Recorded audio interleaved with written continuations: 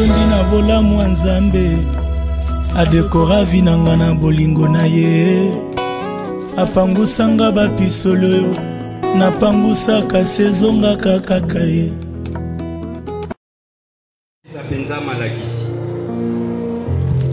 Nous allons lire premièrement dans le livre de la Genèse.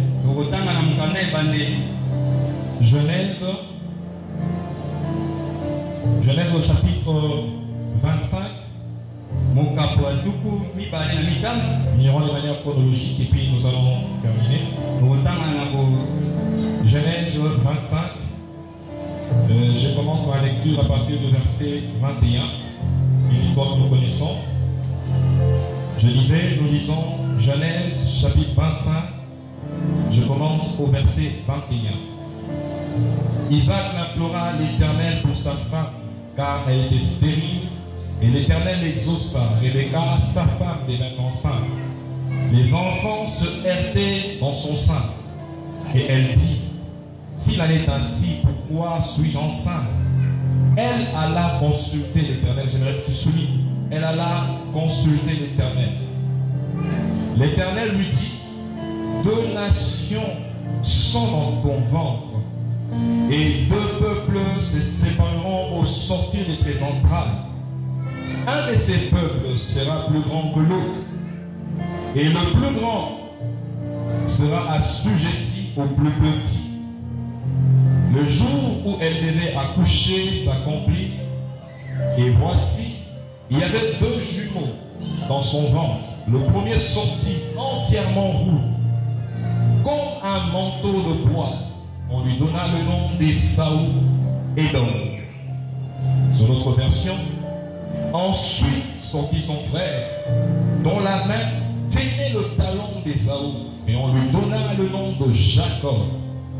Isaac était âgé de 60 ans lorsque il naquit.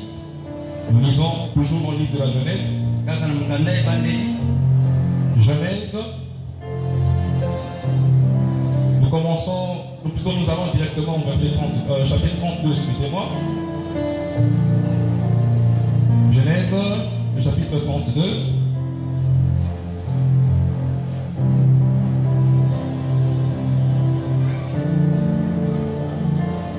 Je commence ma lecture à partir du verset 24. Vous pourrez lire plus haut, même à partir du premier verset à la maison, juste pour faire une complémentarité de la pensée. Mais je vais lire pour être un peu succinct. Je commence au verset 24. Jacob demeura seul. Alors un homme lutta avec lui jusqu'au lever de l'aurore. Voyant qu'il ne pouvait le vaincre, voyant qu'il ne pouvait l'assujettir, voyant qu'il ne pouvait le maîtriser, voyant qu'il ne pouvait le dominer, ce homme le frappa à l'emboîture de la hanche. Et l'emboîture de la hanche de Jacob s'éteignit pendant qu'il luttait avec lui. Il dit, laisse-moi aller, car l'aurore se lève. Et Jacob répondit, je ne te laisserai point aller, que tu ne m'aies béni. Alors il lui dit, comment te nommes-tu? Comment est-ce que l'on t'appelle? Quel est le nom que les hommes te donnent? Il répondit, Jacob. Et il dit encore, on ne t'appellera plus Jacob. Ton nom ne sera plus Jacob, mais tu seras appelé Israël, le prince des dieux. Car tu as lutté avec Dieu et avec les hommes, et tu as été vainqueur. Alors Jacob l'interrogea en disant, fais-moi, je te prie, connaître ton nom. Il répondit, pourquoi demandes-tu mon nom? Il le bénit là. Et Jacob appela ces lieux du nom de Péniel, car il dit, j'ai vu Dieu face à face. Mon âme a été sauvée. Mon âme a été délivrée. Ma situation a été transformée. Mon nom a été changé. Mon identité a été changée. Le soleil s'est levé lorsqu'il passa Péniel. Jacob pointait de la hanche. C'est pourquoi jusqu'à ce jour, les enfants d'Israël ne mangent point le tendon qui est à l'emboîture de la hanche. En d'autres termes, ils ne touchent plus au nerf sciatique, car Dieu frappa Jacob sur le nerf sciatique et sa hanche s'est guérie. Alléluia. Amen. Dernier passage, nous allons lire une fois et puis nous allons développer. Nouveau Testament.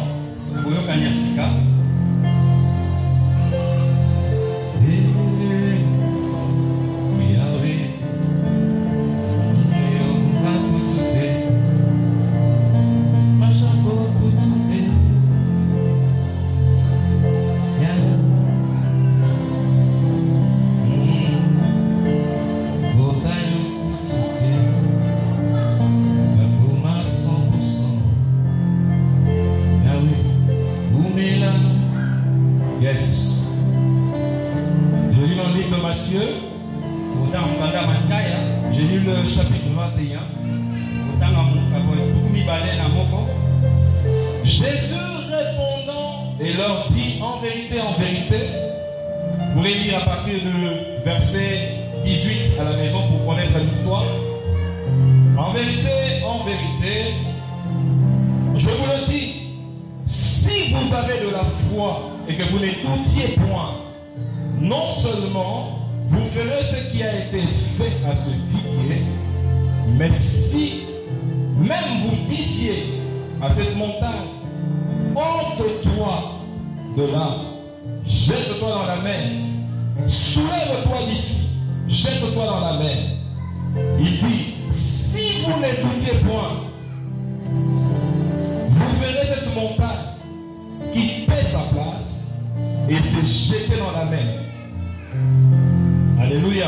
Amen. Alléluia. Amen. Et il continue en disant, tout ce que vous demanderez dans la prière, par la foi, vous le recevrez. La version d'Arby dit, et quoi que vous demandiez en priant, si vous croyez, vous le verrez s'accomplir. Jérusalem dit, tout ce que vous demandez dans une prière pleine de foi, vous l'obtiendrez certainement.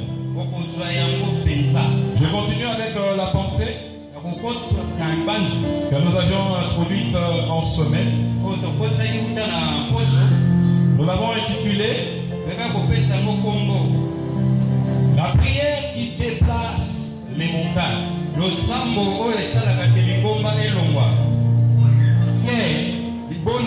Qui peut changer les situations. En fait, lorsque l'on parle de la montagne, à la fois c'est une image figurée, mais à la fois aussi c'est une représentation d'obstacles, de difficultés et de circonstances.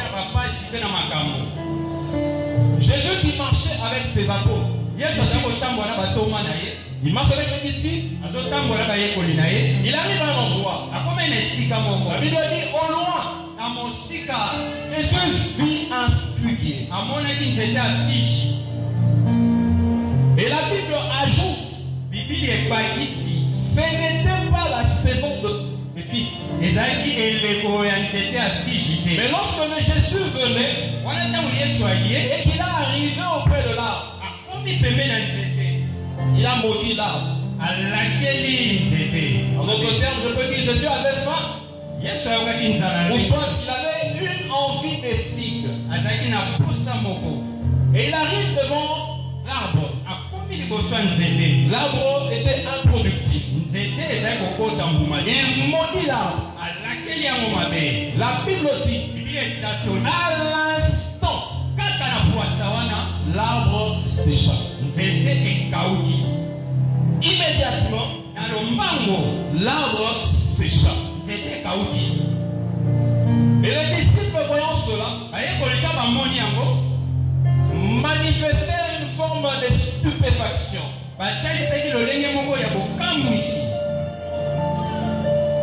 Il dit, mais cet homme Dans là-bas, la mer s'est tue.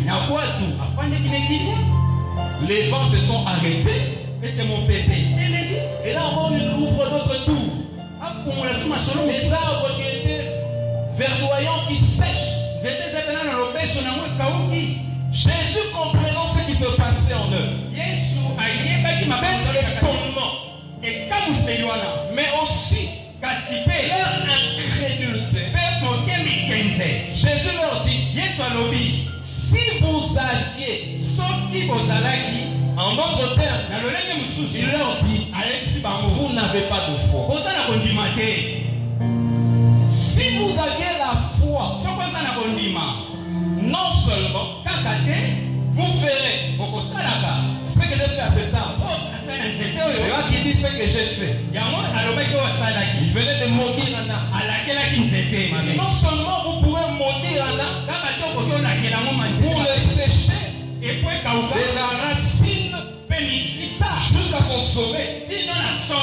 Mais vous pourrez dire à une montagne, soulève-toi, déplace-toi, quitte ta place. En d'autres termes, sa place, c'est exactement là où elle se trouve. Parce que Jésus leur dit, dites à la montagne, par la foi, qu'elle quitte sa place. Ce n'est pas qu'elle est là par hasard. Jette-toi dans la mer.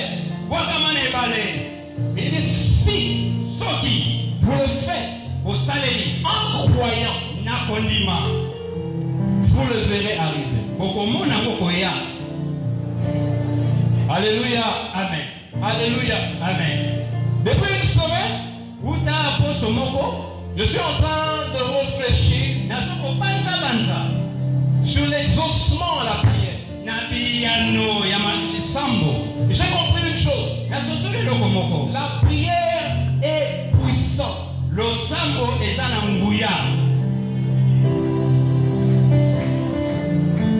Et la puissance de la prière dépasse de loin l'entendement que nous avons.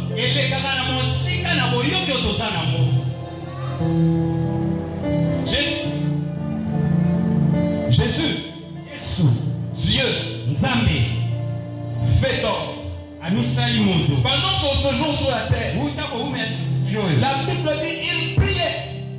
Il faisait monter des supplications. Et la Bible dit des fois par des grands cris.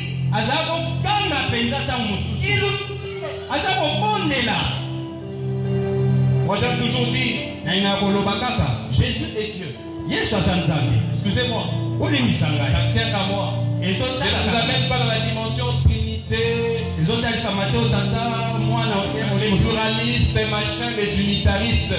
C'est pas là-bas. Jésus c'est Dieu. Jésus n'avait pas besoin de prier pour avoir de l'exaucement. Jésus priait pour transmettre un mode de vie, pour transmettre un modèle à ceux qu'il a choisis, pour qu'après lui, ils connaissent les mécanismes qui connectent au surnaturel. Et alors tout, ils transmettent à l'église. Jésus n'a pas appris à devenir Dieu en grandissant. Jésus est né. Il est mort et ressuscité Dieu. Alléluia. Amen. Et Jésus, voulait transmettre la dimension à l'église. Par les biais des disciples et des apôtres. Cette dimension qui connecte à Dieu. Aujourd'hui, tout le monde a un téléphone portable. Tout le monde est sur WhatsApp. On est sur Viber. Je peux être ici sans unité, mais si j'ai des mégabytes, j'appelle le monde entier. Vous savez, la difficulté, c'est qu'au Congo, pour avoir l'internet, il faut activer avec quelques unités. Les gens maintenant le font comme dépenses mensuelles. Ils ont des wifi à la maison. Quand ils payent le courant, ils ont l'internet. Donc tu peux les appeler à tout moment. Ils sont connectés. Tout le monde a un téléphone. On peut dire aujourd'hui tout le monde est connecté. Tout le monde a une adresse qui se déplace. Mais je vais te dire une chose. De la même manière que les réseaux sont en train de fonctionner par connectivité, Dieu aussi a un réseau spirituel auquel on ne se connecte que par la parole de Dieu et la prière. Amen. Lorsque vous priez, vous vous connectez au réseau de Dieu. Vous savez, la facilité que les réseaux amènent, c'est quoi? Les réseaux ont amené un déplacement d'informations. On a ce qu'on appelle les data. Donc, groupe d'informations. Donc, vous pouvez avoir des multimédias, images et sons. Vous pouvez avoir des sons. Vous pouvez avoir des SMS. De manière instantanée. Vous vous connectez et vous avez quelqu'un au bout du fil qui répond. Donc la ligne est spontanée. Elle fonctionne de manière instantanée. Mais je peux vous dire, l'homme ne crée rien. L'homme ne fait qu'adapter ce qui existe déjà. Les réseaux des réseaux, c'est les réseaux de Dieu. Auquel tu peux te connecter pour recevoir aussi. Donc lorsque tu envoies un message, le Seigneur aussi t'envoie un message. La seule condition, comme dans les réseaux physiques, c'est d'être connecté. Quand le téléphone est éteint, on peut t'envoyer 1 millier de messages. Qu'ils soient multimédia ou SMS, tu ne le recevras pas. Mais une fois que tu allumes le téléphone, vous avez manqué autant d'appels. Quel numéro a essayé de vous joindre? Et le message SMS commence à entrer. Si vous avez un message internet, ça commence à entrer. Lorsque vous interrompez la prière, vous fermez la voie d'accéder au contact de Dieu.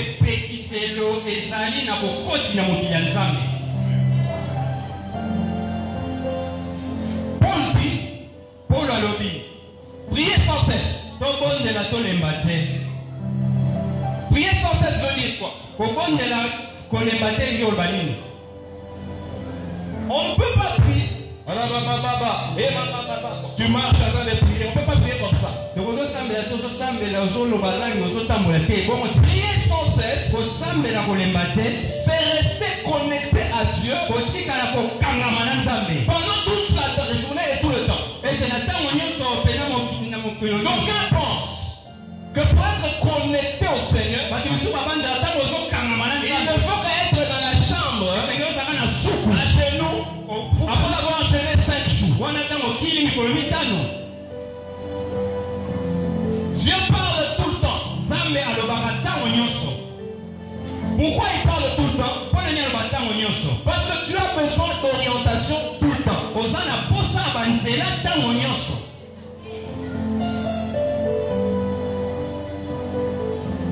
La connexion que tu as avec Dieu,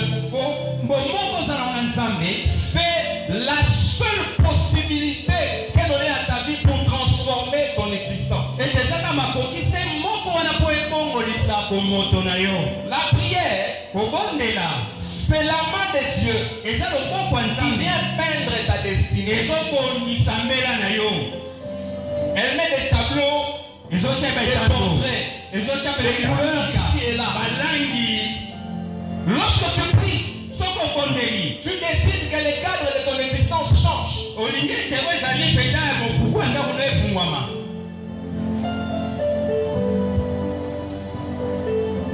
J'avance. Dieu est spirituel. Il est esprit. La seule communication que l'homme Dieu est esprit.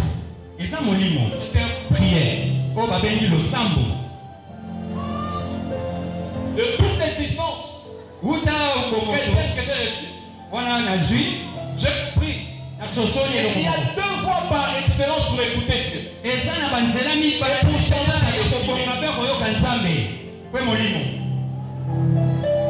La première,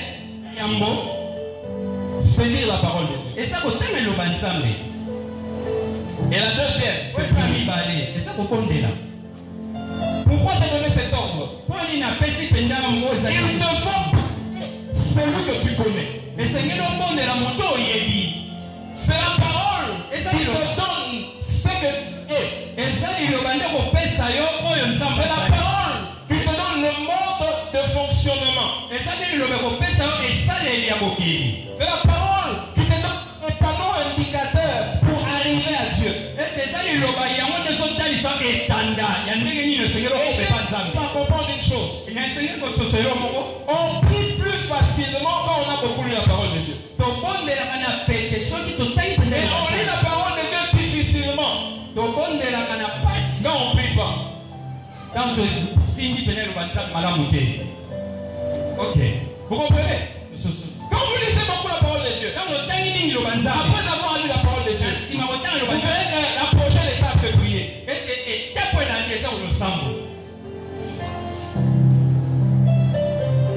Et vous remarquerez une chose. Le diable ne lutte pas beaucoup pour empêcher les gens de prier. Il le fait, mais il le fait moins qu'avec la parole. Il fera tout pour que vous ne lisiez pas la parole. Parce que vous priez tout en étant ignorant. Et un ignorant n'a pas les mêmes résultats que celui qui connaît.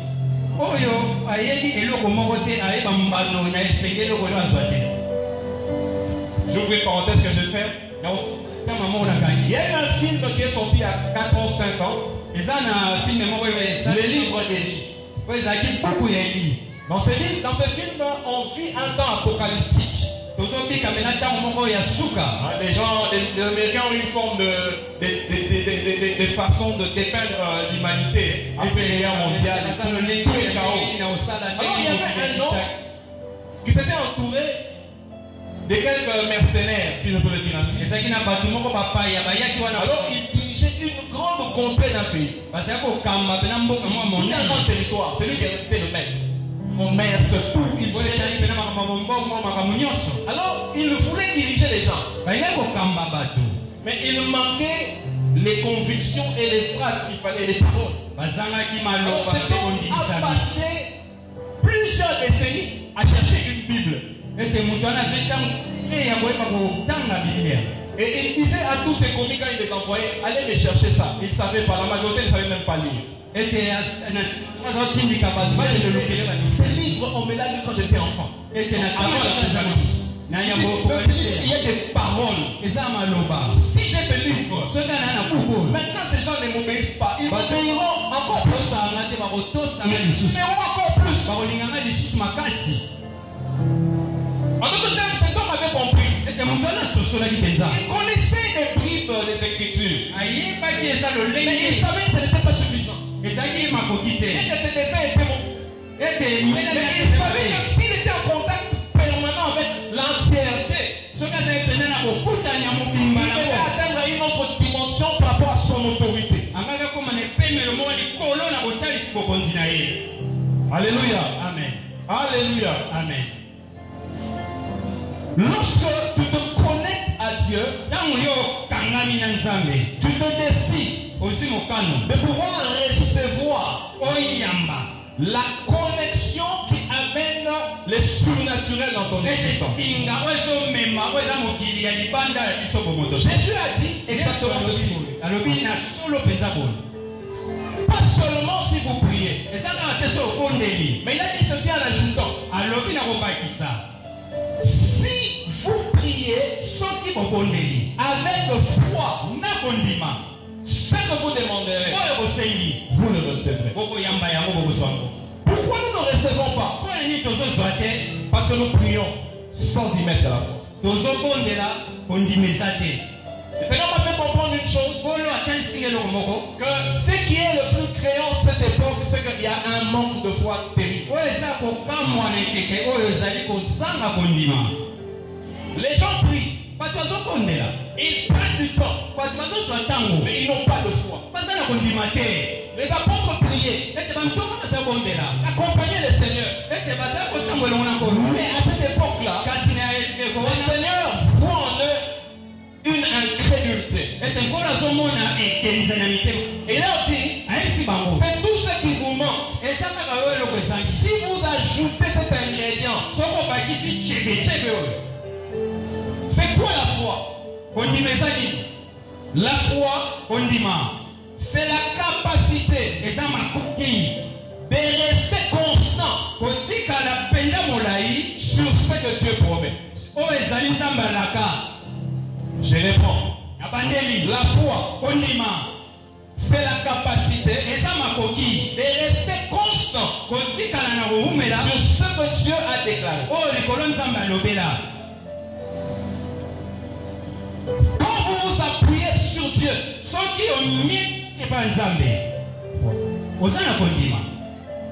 la foi, ce n'est pas la prétention. La foi, ce n'est pas le courage. On peut être courageux, incrédule, mais on dit la foi, ce n'est pas seulement de l'audace. Parce qu'on peut être audacieux, mais incrédule aussi. La foi, c'est quoi? C'est le fait d'avoir fait une prière à Dieu. Après avoir fini, quoi que l'on n'ait rien touché, mais de croire que ce que l'on vient de déclarer est déjà arrivé. Et comment déjà?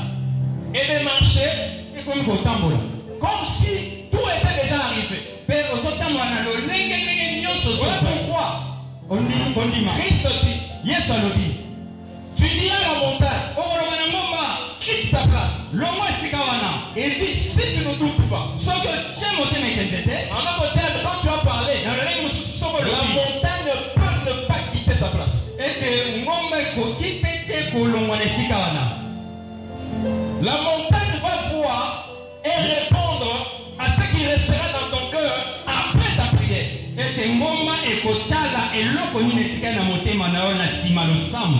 Voilà ce qu'il fait. Que vous pouvez voir deux personnes prier. Par exemple, un exemple, chasser un démon. Vous voyez le premier chasser un démon. Sors, bima, sors, bima, sors, bima, sors, bima. Depuis qu'il avait commencé. Sors, bima, une nomenclature de sort. Vous pouvez voir un second qui arrive. Lorsqu'il dit, esprit méchant, au nom de Jésus, vous voyez non seulement une manifestation, mais vous sentez que l'esprit est parti. La différence entre les deux, c'est ce que les deux ont manifesté après avoir parlé. Une fois j'étais en train de prier, on était dans une manifestation au niveau de l'université. On était en train de faire une séance de délivrance. Il y avait des jeunes frères qui étaient à l'intérieur et des jeunes sœurs. Dans une salle fermée. La campagne se faisait à l'extérieur. Et j'étais à l'extérieur, on est venu me demander de revenir à l'intérieur. Lorsque j'entre, je trouve plusieurs personnes. Ça, Bima, ça, et ça faisait longtemps. Et ça a été c'était en train de prier. Quand je suis arrivé, certains, excusez-moi, ont laissé les cas difficiles. Dans d'autres cas. Quand j'arrive, je crois qu'il y avait 2 ou 3 personnes qui étaient restées.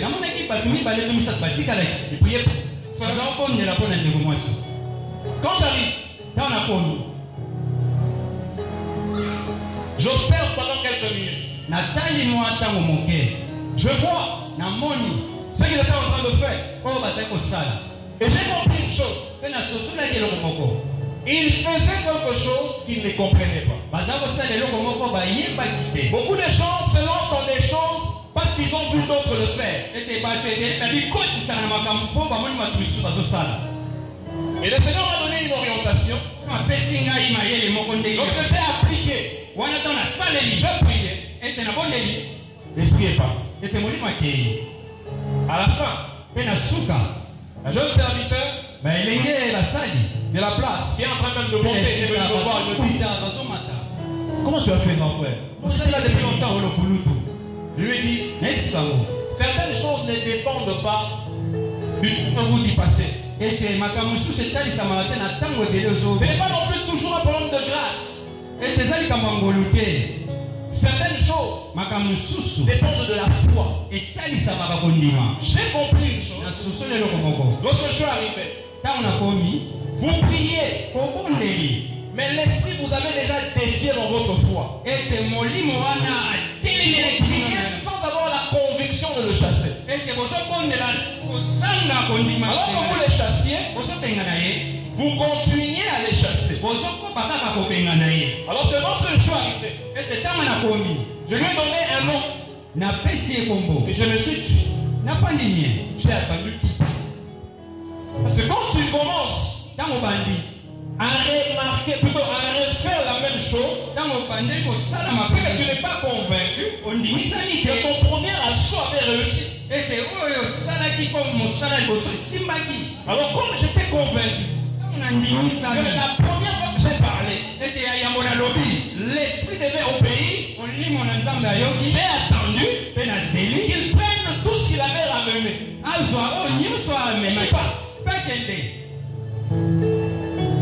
Alléluia. Lorsque vous priez, deux choses. La foi, mais aussi le Père. Tata. Pourquoi j'ouvre cette dimension? Nous ne prions pas un Dieu surélevé et méchant. Vous savez, des fois, lorsque nous faisons des choses avec Dieu, nous chrétiens, nous voulons mystifier Dieu. Il a un trône qui fait 1 km de haut, 10 km large. Il a une barbe qui tourne, qui descend, qui n'a pas jamais.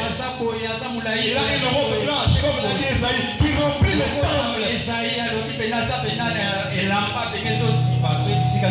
Quand tu vois Dieu de cette manière, c'est bien. Mais il te sera difficile de voir sa facette de père. Vous savez, pour les enfants, leur père, c'est Superman. Pour un enfant, son père, c'est Robin des Bois. Un enfant, son père, c'est Batman. Son père, il peut tout faire. Il peut taper tous les papas. Il peut lui donner tous les jouets dont il a besoin. Et il mange et qu'il aille à l'école. Mon papa trouve, c'est pas son problème. Et papa manque, c'est pas son problème. Quand il demande, il a la foi que papa peut donner. Nous demandons à Dieu et après nous c'est ça.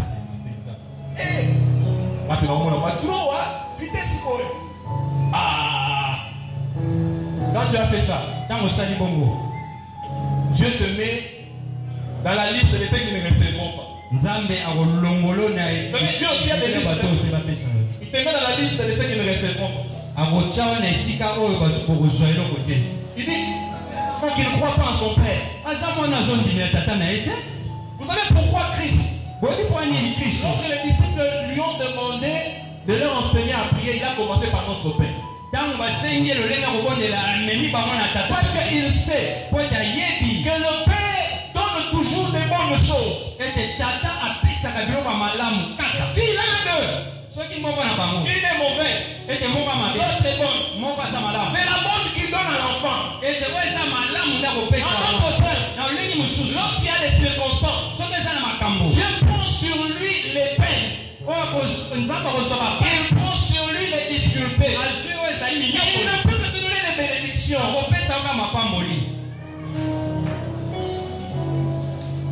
C'est cette révélation du Père. Cette révélation du Père que nous n'avons pas. Lorsque nous prions, nous sens que c'est la quantité du temps que nous passons devant Dieu qui va déterminer la quantité des bienfaits de Dieu.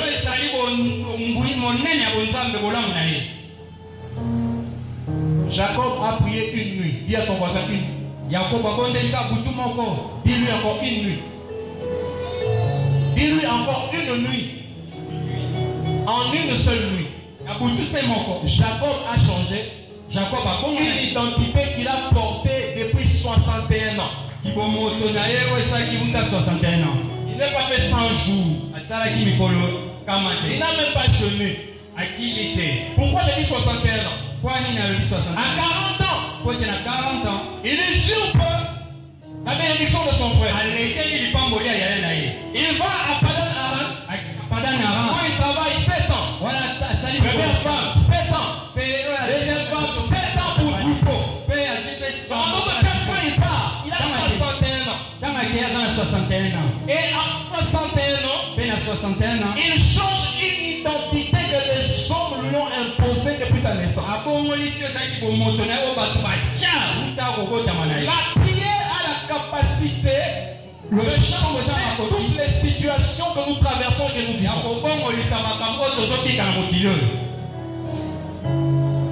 Pourquoi? Lorsqu'il naît, il tenait son frère par le talon. On l'a appelé Jacob. On l'a appelé voleur. On l'a appelé usurpateur. On l'a appelé celui qui cherche à assujettir. Celui qui cherche à dominer. Et Jacob, quelque part, a été caractérisé par la malice de son nom. Son frère avait faim, son propre frère, jumeau. Lui, il a préparé une soupe. Un bon ragoût. Il savait préparer parce que lui, il était sous la tente avec maman. 40 ans devant maman. Lorsque la nuit allait dans les forêts pour chasser, lui, et il a fait sa soupe. Son frère est revenu. Il n'a aucun gibier. Il avait très faim. Il dit à son frère, pour que je te donne une part, donne-moi ton droit de messe. À partir d'aujourd'hui, je deviens le premier, tu deviens le deuxième. Le nom a commencé à jouer. Lorsque le père décide de pouvoir bénir Esaü, lui et sa mère complotent. Il se déguise en Esaü. Il vient voler la bénédiction. Il va chez son oncle. Bien qu'il se plaint. C'était un homme malin. Dieu lui donna la révélation, il a usé des calculs biologiques.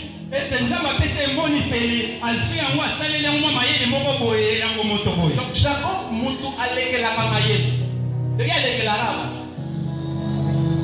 Et il a trouvé quelqu'un qui était comme lui là-bas. Quand il devait avoir sa femme, la femme a dit un homme qui voulait travailler 7 ans a travaillé 21 ans. Il pouvait toujours une raison. Non, je te donnerai aussi celle-là que tu travailleras. Tu ne veux pas partir bredouille. Tu as des femmes, tu as des enfants, il faut aussi avoir un troupeau. Après avoir souffert pendant 14 ans, il a dit à là-bas, attends, tu vas voir. Il est pratiquement avec tous les troupeaux de là-bas. Mais ce jour-là, c'est une rencontre de destinée. Je suis en train de terminer, le message est long, je vais couper ici. Une rencontre de destinée. Jacob fouillait devant son frère. Parce qu'il avait volé le droit d'aînesse. Et de même la bénédiction du père. Esaü est resté dans la maison. J'explique. Esaü a hérité tout d'Isaac. C'est lorsque vous lisez la Bible, Jacob, lorsque Isaac meurt, il vient seulement accompagner Esaü pour qu'on le mette à Macpéla dans la caverne. Isaac devenait riche, enrichi, tous ces biens-là. Et la Bible dit c'est le premier à être devenu un prince. En termes de royaume. Il a eu un royaume, il a eu des descendants. Alors lorsqu'il se décide de rentrer, il arrive à l'endroit qu'on appelle Péniel. Péniel que d'aucuns transforment comme maison de prière. Mais qui traduit, j'ai vu Dieu face à face et mon âme a été délivrée, mon âme a été sauvée. C'est ça la traduction. Lorsqu'il arrive à Péniel, je l'ai dit ici, en fait, dans l'Antiquité, quand les gens se déplaçaient, comme il pouvait avoir des brigands aussi, les gens avaient tendance à envoyer des éclaireurs qui pouvaient rencontrer des caravanes, qui pouvaient aussi leur dire ce qui était sur le chemin. On veut dire à Jacob, lorsqu'il est arrivé à Péniel, que son frère Esaü, qui était en inimitié contre lui, venait avec 400 hommes, des femmes, donc une armée, pratiquement un bataillon, avec des chars, avec des chapeaux. Tu as fait 21 ans sans voir ton frère. Quand tu arrives, on te dit que ton frère est en train de venir avec 400 personnes pour t'accueillir. Un frère qui est ennemi. Qu'est-ce que tu as dans l'esprit? Qu'est-ce que tu vois? Jacob a dit, si je m'avance comme ça, quelque chose de pire peut arriver. La Bible dit, il prit toute sa famille. Il leur fit traverser les quais de Jacob. Il est resté seul. Je veux que tu soulignes, Jacob resta seul. Alléluia. Pas deux. Même pas Joseph, pas Ruben, pas Siméon, pas Lévi, pas Judas, tous de l'autre côté de Jacob. Ils ont traversé le torrent. Et la Bible dit il resta seul.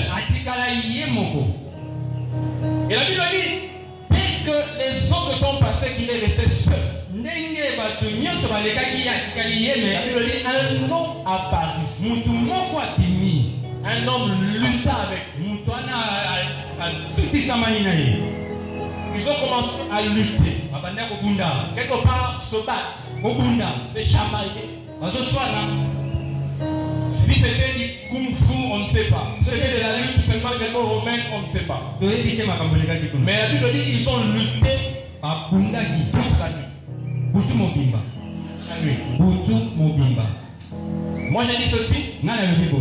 Si il a eu le temps de faire traverser sa famille qui avait des petits-enfants, des gens de tous âges, c'est qu'ils n'ont pas traversé dans la nuit poussée. Les autres, ceux qui l'ont traversé à une heure qui était propice. Même si il faisait noir, mais c'était une heure propice. Donc, pendant la moitié de la soirée et toute la nuit, il était en train de lutter. Et la Bible dit, il a tellement lutté, il a tellement lutté que celui qui était venu le rencontrer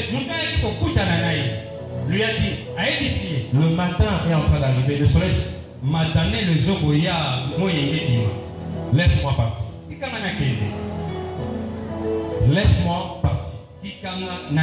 Mais j'aime ce que Jacob dit. Je ne te laisserai pas partir que tu m'aies d'abord béni. Dans la condition pour que tu partes, la condition c'est que moi je reçoive ta bénédiction. Jacob ne luttait pas pour se faire maître de celui qui est venu. Jacob ne luttait pas pour dominer et écraser celui qui était venu. Jacob luttait pour que celui qui était venu lui laisse quelque chose. Et la Bible dit, lui à la fin cet homme lui dit, en d'autres termes, la même chose. Ils arrêtent de lutter. Cet homme lui dit, que veux-tu que je fasse? Je traduis. Que veux-tu que je fasse? Il dit,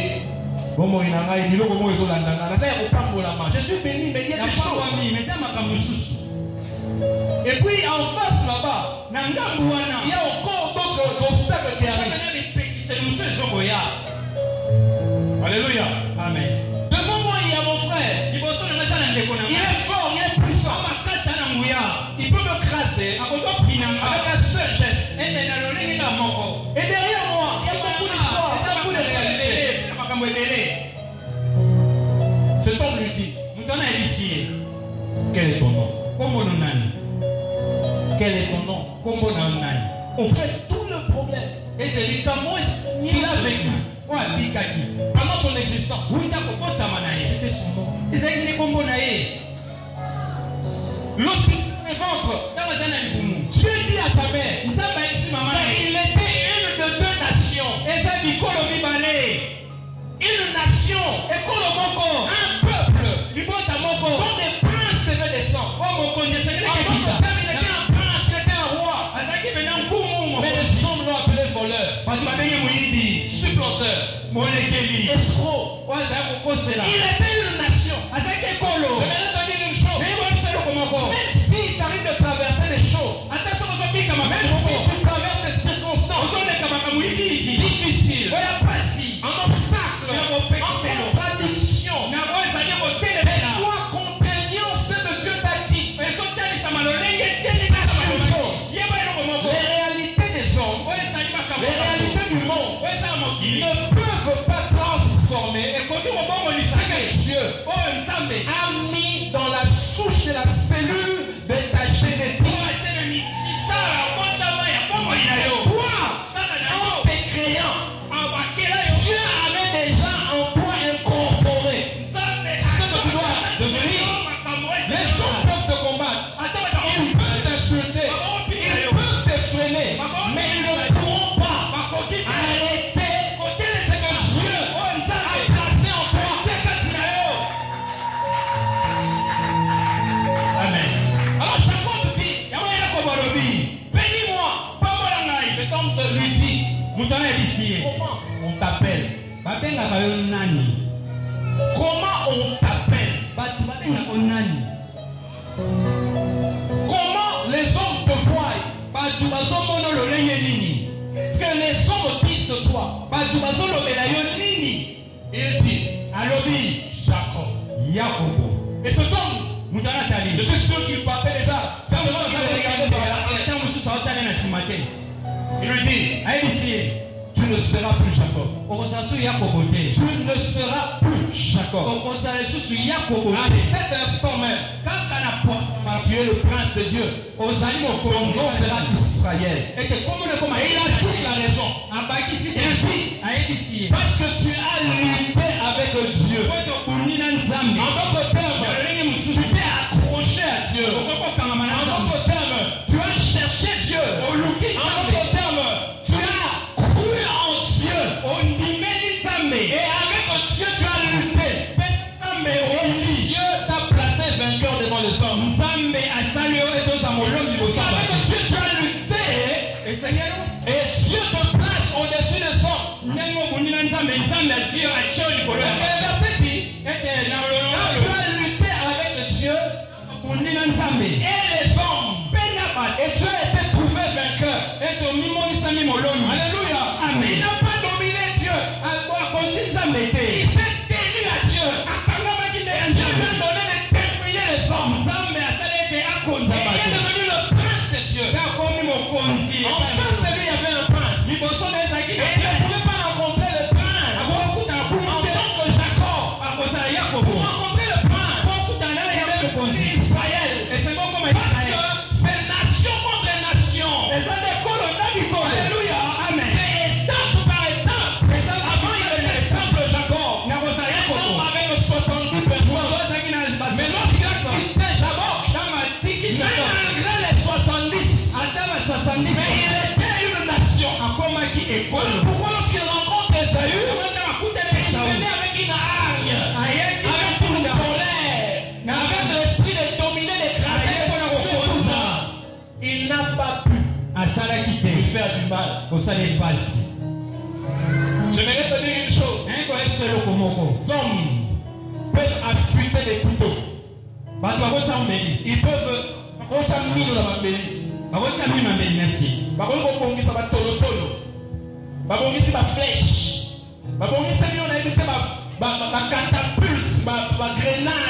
lance-roquettes. Ils sont armés. Ils sont préparés. Mais un instant dans la présence de Dieu. Un instant dans la présence de Dieu. Ça s'avérait plus puissant qu'une bombe atomique. Il voulait combattre Jacob. Il pensait écraser Jacob. Jacob était un voleur. Jacob était incapable. Jacob était insuffisant. Et Israël, c'est la nation de Dieu. Israël, c'est le prince de Dieu. Israël ne peut pas être dominé par le côté. Il a lutté avec Dieu. Celui qui a lutté avec Dieu ne peut pas être dominé par les hommes. Je vais te dire une chose. C'est par la prière que nous montons. C'est par la prière que nous montons. C'est par la prière que notre identité est changée. C'est par la prière que notre identité est transformée. C'est par la prière que notre niveau change. C'est par la prière que notre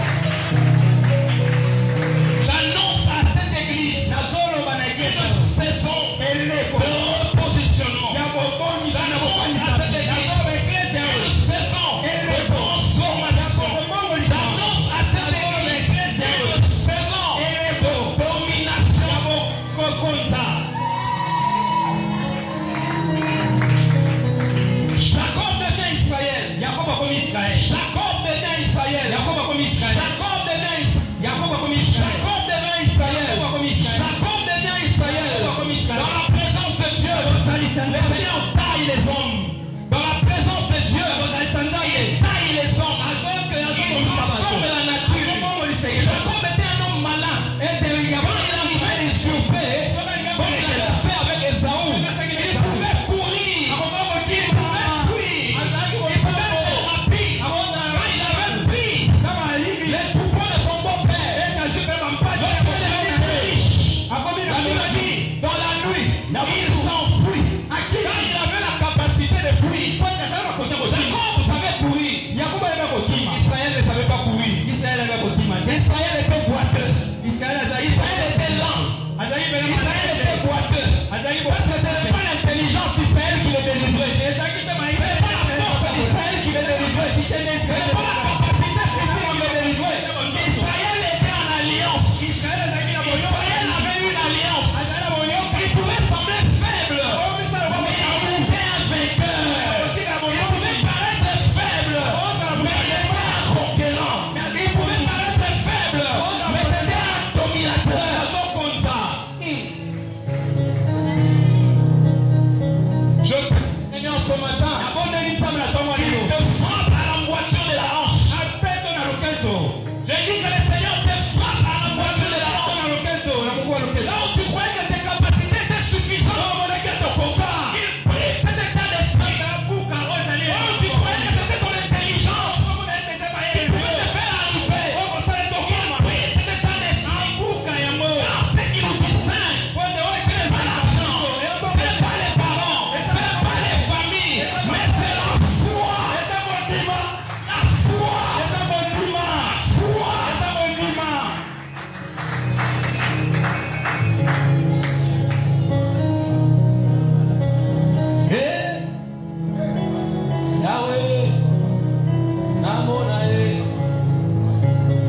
Yes, j'attendrai jusqu'à ce que la gloire descende.